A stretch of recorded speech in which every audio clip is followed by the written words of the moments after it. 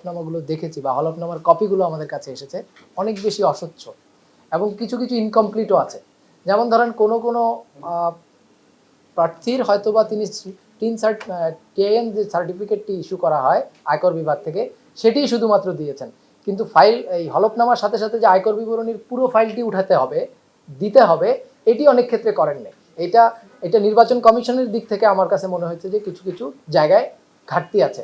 So এই যেহেতু এটা আমরা পাইনি, সো আমরা সার্টেনলি বলতে পারছি না যেহেতু ওনার টিআইএন আছে কিন্তু আবার তার সেই আয়কর বিবরণীটি আমরা তার হলফনামার সাথে পাই নাই।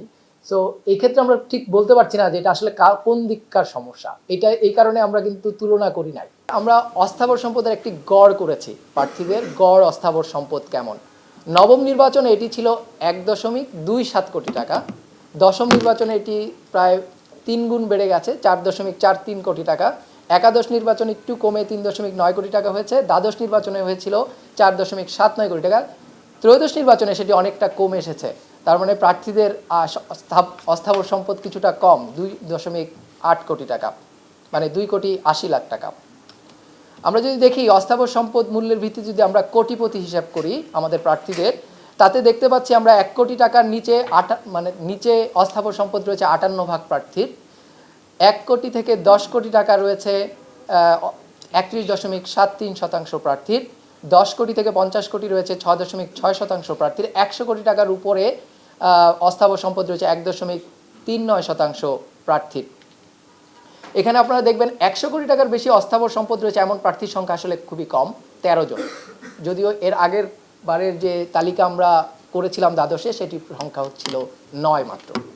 এবার অস্থাবর সম্পদের ভিত্তিতে আমরা যদি কোটিপতি প্রার্থীর সংখ্যা এবং শতকরা হারে দেখি এবং সেটিকে যদি বিগত নির্বাচনগুলোর সাথে তুলনা করি তাহলে দেখতে পাবো ত্রয়োদশ নির্বাচনে 560 জন কোটিপতি রয়েছেন অস্থাবর সম্পদের ভিত্তিতে, যেটি বিগত সকল নির্বাচনের চেয়ে বেশি। দায় অথবা ঋণগ্রস্ত প্রার্থীর শতকরা হার নির্বাচন ওয়ারি তুলনা আমরা যদি দেখি, ত্রয়োদশ নির্বাচনে যারা প্রার্থী হয়েছেন তাদের মোট ঋণের পরিমাণ 18,868 কোটি টাকা, যেটি আমরা যদি এবং প্রার্থীদের প্রায় 25%-ই কিন্তু দায় বা ঋণগ্রস্ততা রয়েছে। দল ভিত্তিক এটির অঙ্কটি দেখতে চাই।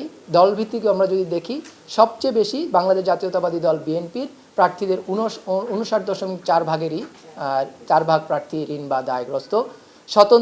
স্বতন্ত্র প্রার্থী যারা হয়েছেন তাদের প্রায় 32%, জাতীয় পার্টির 26%, বাংলাদেশ কমিউনিস্ট পার্টির প্রার্থীরাও প্রায় 25% ঋণগ্রস্ত, বাংলাদেশ জামাতে ইসলামীর 22%, আমার বাংলাদেশ এবি পার্টির 19%, ইসলামী আন্দোলন বাংলাদেশের 16%, গণতান্ত্রিক পরিষদ জিওপি 13.40%, খেলাফত মজলিস 12.68% এবং বাংলাদেশ খেলাফত মজলিস 10.59%।